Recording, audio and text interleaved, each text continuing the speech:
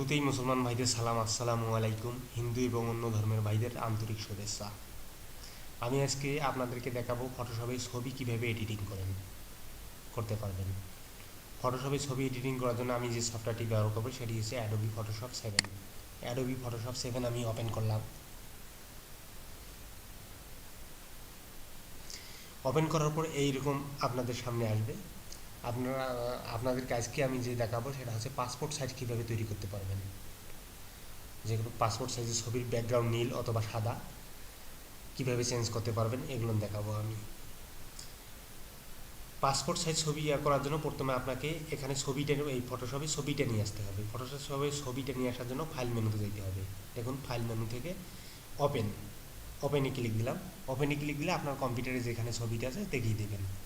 আমি যেহেতু ডেস্কটপে রাখছি এখানে আছে, এখানে ডাবল ক্লিক দিলাম। দেখুন এই ছবিটা থেকে আমি একটা পাসপোর্ট সাইজ ছবি নেব। পাসপোর্ট সাইজ ছবি নেওয়ার জন্য প্রথমে আপনাকে এই আইকনটাতে ক্লিক দিতে হবে। দেখুন আমি এই আইকনটাতে ক্লিক দিচ্ছি।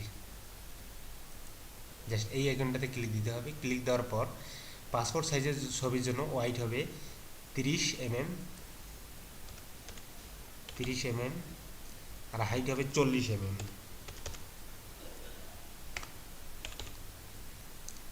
আর রেগুলেশন হবে 300। জাস্ট একটা ইন্টার দেবেন। এখান থেকে ইন্টার দেওয়ার পর দেখুন এই আইকনটা আছে, এখানে কাটতে পারবেন। মাউস চিপি ধরে যে জায়গায় ইচ্ছা সে জায়গায় নিয়ে যাবেন।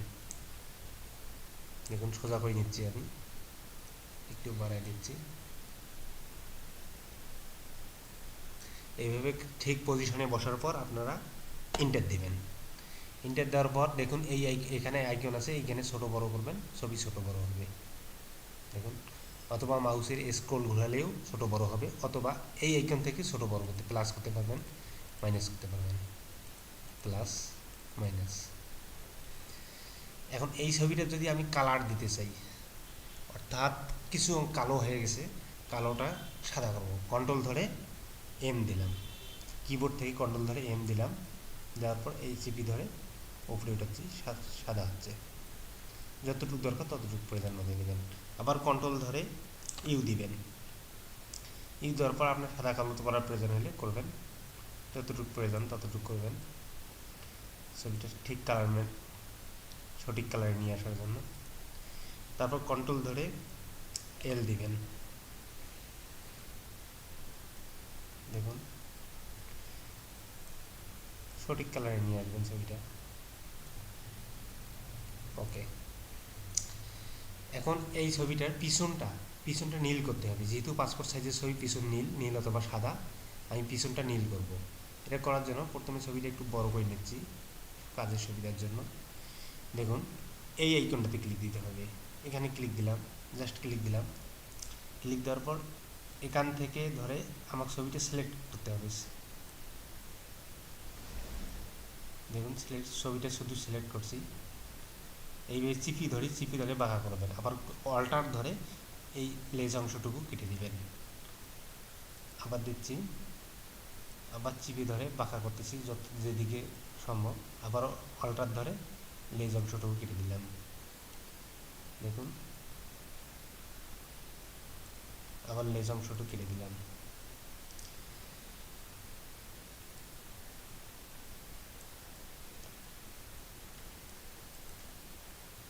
দেখুন আমি নিখুঁত করার চেষ্টা করতেছি, তবে অত নিখুঁত হবে না, আপনারা নিখুঁতভাবে করবেন। এই লেজ অংশটুকু অল্টার ধরে কেটে দিলাম।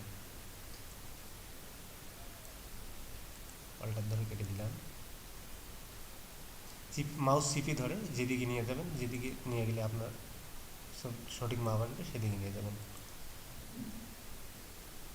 দেখুন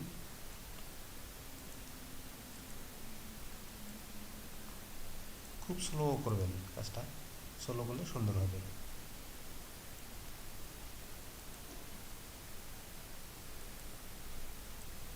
দেখুন আপনাদেরকে দেখানোর চেষ্টা করতেছি।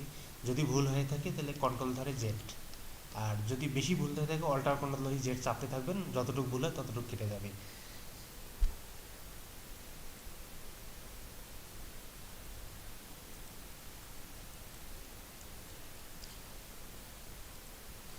এখানে আসার পর এই দিকে যাবেন, আবার উল্টো দিকে যাবেন। ছবিটা একটু ছোটো করে নেন, এখন একটু ছোটো করে নেন, উল্টে দিকে যাবেন। দেখুন এই অবস্থায় যাওয়ার পর কন্ট্রোল ধরে ইন্টার দেবেন। কন্ট্রোল ধরে ইন্টার দেওয়ার পর লক্ষ্য করবেন এই জায়গায় নীল আছে কিনা। নীল যদি না থাকে ডাবল ক্লিক দিয়ে নীল অংশটুকু নেবেন, যেটুকু নেওয়া ওকে করবেন। এই জায়গায় নীল আছে কিনা দেখবেন, নীল না থাকলে নীল করে নেবেন।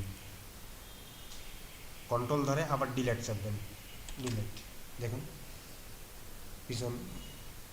পিছনটা নীল হয়ে গেল। আমার যতটুকু নীল দরকার ততটুকু এখান থেকে আমি চেঞ্জ করতে পারবো, হালকা কালার দিতে পারবো বা গাঢ় কালার দিতে পারবো, আপনাদের ইচ্ছা। এখন এই ছবিটা ডিসিলেক্ট করার জন্য সিলেক্ট অপশনে গিয়ে ডিসিলেক্ট, ব্যাস ছবিটা হয়ে গেল পাসপোর্ট সাইজের ছবি। আপনারা এই ছবিটা যদি সেভ করতে চান,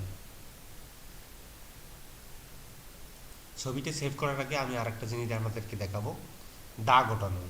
যদি দাগ থাকে দাগ ওঠানো, দাগগুলো কীভাবে উঠাইতে পারবেন আপনারা। ছবিটা একটু বড় করেন, বড় করতেছি। জাস্ট এই দাগগুলো কীভাবে উঠাবো অর্থাৎ চুলগুলো কীভাবে কেটে দেবো দেখেন। এই বাটনে গিয়ে রাইট বাটন ক্লিক করবেন, ক্লিক করে এটা নেবেন, প্রথমটা নেবেন, নিয়ে যে অংশ যেরকম অংশ আমি এই জায়গার মতো করব। এই জায়গাতে অল্টার ধরলাম, অল্টার ধরে ক্লিক দিলাম, ক্লিক দিয়ে এই ভুরুটা কেটে দেবো। দেখুন ভুরু কাটা যাচ্ছে। আমি আবার এই অংশের মতো এই অংশটা করব, এইখানে দিয়ে অল্টার ধরে ক্লিক দিলাম, দেখুন সাদা হচ্ছে। আবার এই অংশের মতো আমি এই অংশটা করব, এইখানে ধরে অল্টার ধরে এইখানে ক্লিক দিলাম, অল্টার ধরে যে জায়গায় ক্লিক দিবেন সেই জায়গার অংশের মতো হবে, দিলাম ক্লিক। দেখুন যতটুকু সাদা করা সম্ভব আর কি। তারপর আপনারা দেখতে পাচ্ছেন এই সাইড দিয়ে কালো এই যে দাগ ইয়ে হয়নি। আপনারা এটা এইভাবে করতে পারেন, এইখানে ধরে অল্টার ধরে ক্লিক দিয়ে এইভাবে কেটে দিতে পারেন। এটা সঠিক মাপ আনার জন্য আপনারা এই পার্সেন্টটা কমিয়ে দিবেন, এখানে কমিয়ে দিবেন, তাহলে সঠিকভাবে আসবে। এই চুলের কিছু অংশ কেটে দিতে পারবো।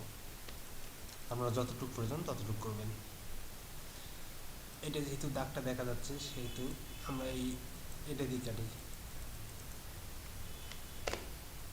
কন্ট্রোল এক্স চাপলে চলে যাবে, কন্ট্রোল ইন্টার দিয়ে কন্ট্রোল এক্স। দেখুন এই জায়গাটা নিখুঁত হয়নি, নিখুঁত করার জন্য আপনার সুন্দরভাবে আপনারা করবেন, কন্ট্রোল ইন্টার কন্ট্রোল এক্স। এই জায়গাটা নিখুঁত হয়নি,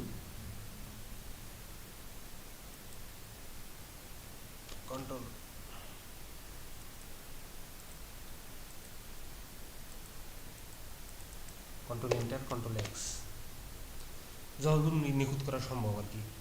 এই দাগগুলো পরিষ্কার করতে চাইলে আপনারা এটা দিয়ে পরিষ্কার করবেন, এটা দিয়ে পরিষ্কার করবেন, পরিষ্কার হবে।